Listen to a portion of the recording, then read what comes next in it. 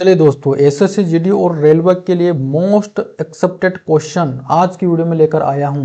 यदि आपने बिल्कुल भी जीके जीएस की तैयारी नहीं की है तो कोई बात नहीं है। इस वीडियो को देखने के बाद आपका कॉन्फिडेंस 100% बढ़ जाएगा और आप एग्जाम में बहुत ही ज़्यादा अच्छा स्कोर करने वाले हो। और इस वीडियो को देखने के बाद मेरी पर्सनल रिक्वेस्ट है कि आप इसका एक बार रिविज़न जरूर कर लेना। तो चलिए इस वीडियो को एंड तक देखना। देखते हैं हमारा सबसे पहला क्वेश्चन क्या है। चलिए हमारा सबसे पहला क्वेश्चन है, भारत की सबसे बड़ी मीठे पानी की झील कौन सी है। कई बार एग्जाम में क्वेश्चन पूछा जाता है, भारत की सबसे बड़ी मीठे पानी की झील कौन सी है। ऑप्शन है चिल्का झील, वुलर झील, सांबर झील या डल झील। तो कौन सी झील मीठे पानी की है, वो भी सबसे बड़ी है। तो इसका आंसर क्या हो जाएगा, वुलर झील।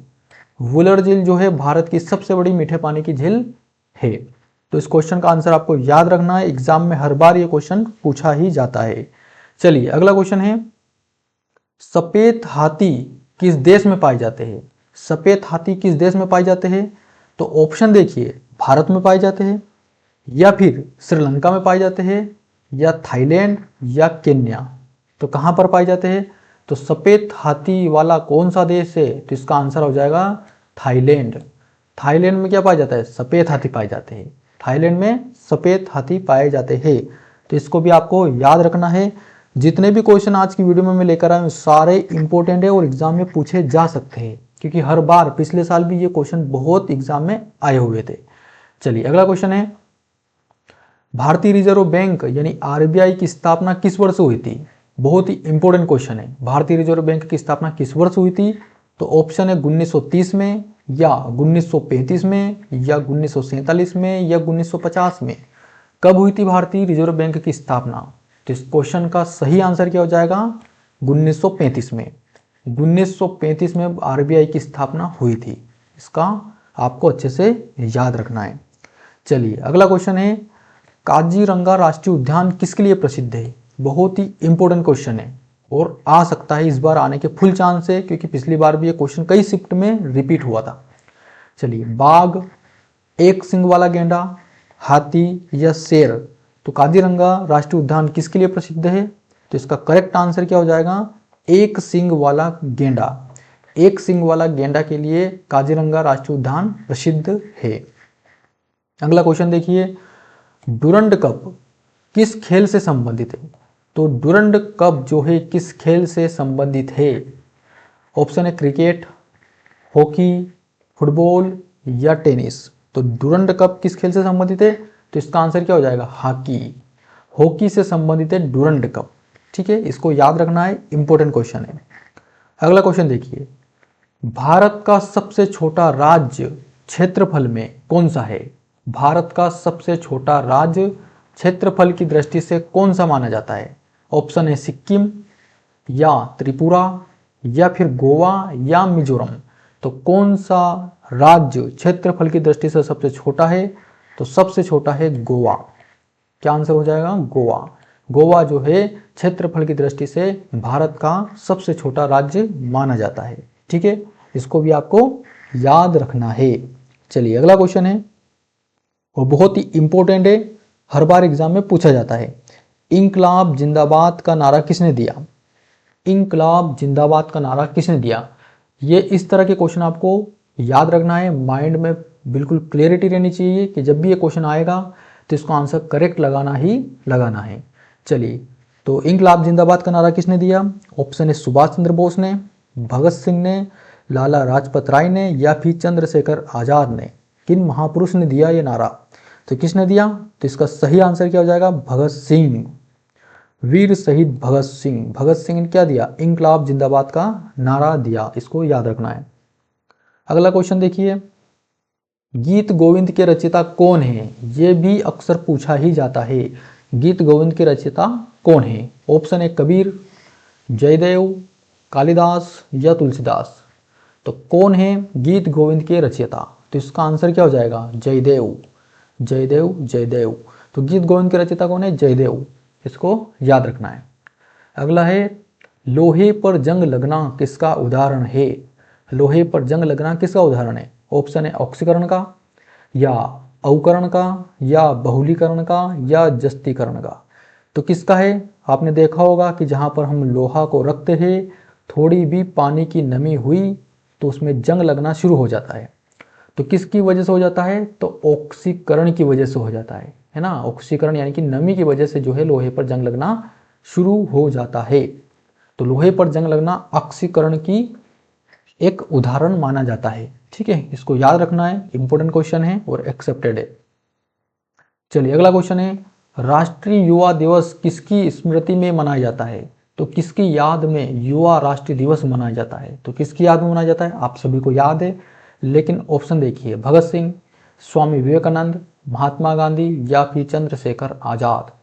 तो युवा दिवस, राष्ट्रीय युवा दिवस किसकी स्मृति में मनाया जाता है? तो आंसर क्या हो जाएगा? स्वामी विवेकानंद। स्वामी विवेकानंद की स्मृति में राष्ट्रीय युवा दिवस मनाया जाता है। चलिए अगला क्वेश्चन है, बांग्लादेश की मुद्रा क्या है? बांग्लादेश की मुद्रा क्या है? जिसकी भारत में क्या है? रुपए। उसी तरह बांग्लादेश की मुद्रा क्या है? ऑप्शन है रुपया, टका, येन या डॉलर। क्या है? तो क्या चलता है बांग्लादेश में? पैसों में, मनी में क्या चलता है? तो इसका आंसर क्या हो जाएगा? टका। टका चलता है, टका। 1 टका, 2 टका, 3 टका। तो बांग्लादेश की मुद्रा टका, याद रखना।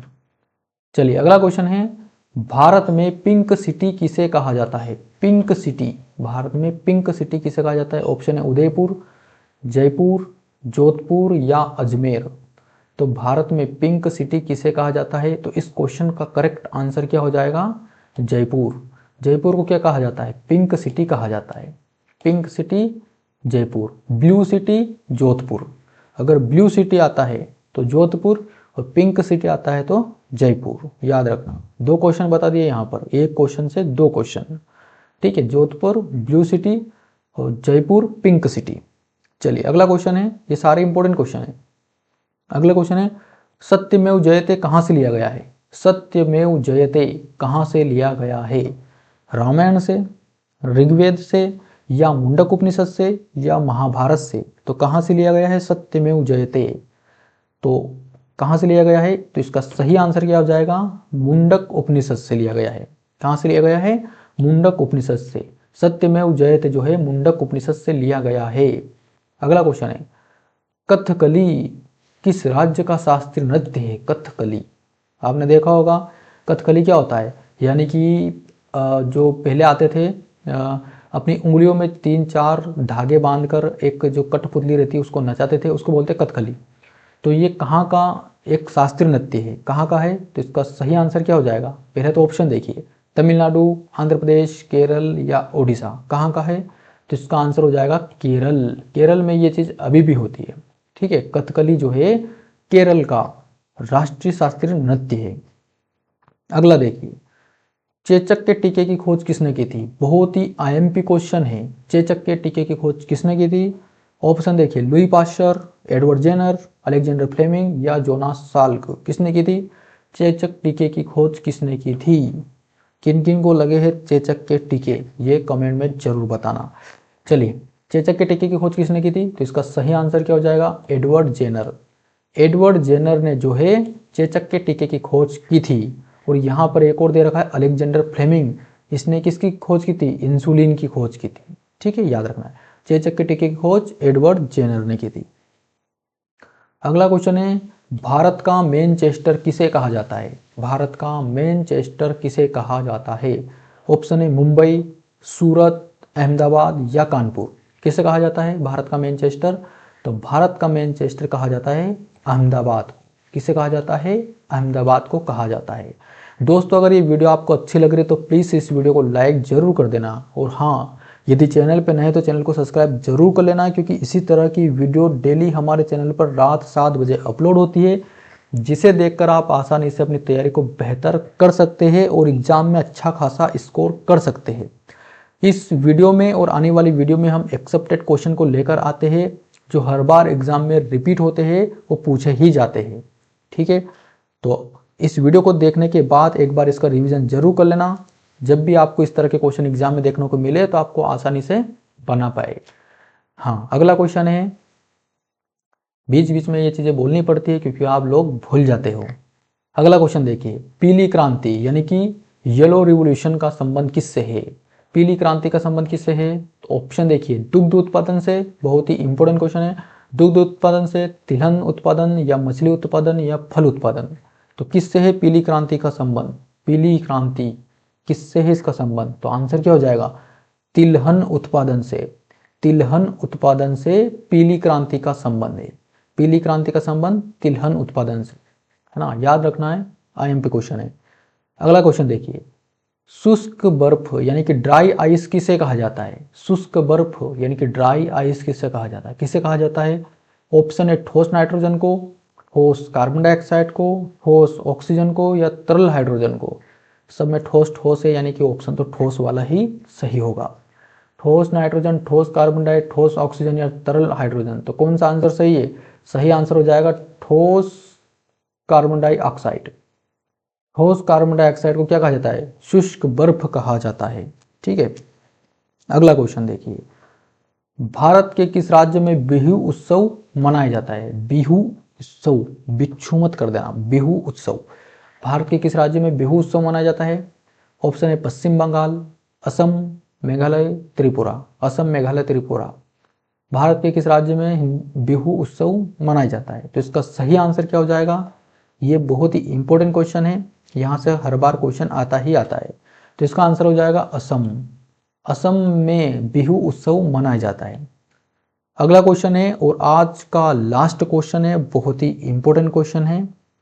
क्वेश्चन नंबर 20, गदर पार्टी की स्थापना किसने की थी? गदर पार्टी की स्थापना किसने की थी? गदर, गदर मूवी। तो लाला हरदलाल ने, या फिर वीर सावरकर ने, या भगत सिंह ने, या बटुकेश्वर दत्त ने। किसने की थी गदर पार्टी की स्थापना? तो इस क्वेश्चन का करेक्ट आंसर क्या होने वाला है? लाला हरदयाल। क्या हो जाएगा? लाला हरदयाल। हृदय, हरदयाल को आप हृदय से याद रखो, हृदय गदगद कर दिया, यानी गदर पार्टी की स्थापना किसने कर दी? लाला हरदयाल ने। तो आज की वीडियो में हमने टोटल 20 क्वेश्चन को अटेम्प्ट किया। इन क्वेश्चन का आप अच्छे से रिवीजन कीजिए, ताकि एग्जाम में जैसे ही ये क्वेश्चन दिखे तो उसको फट से उड़ा दीजिए। मिलते हैं अगली वीडियो में और अच्छे लेवल के क्वेश्चन के साथ। तब तक के लिए जय हिंद।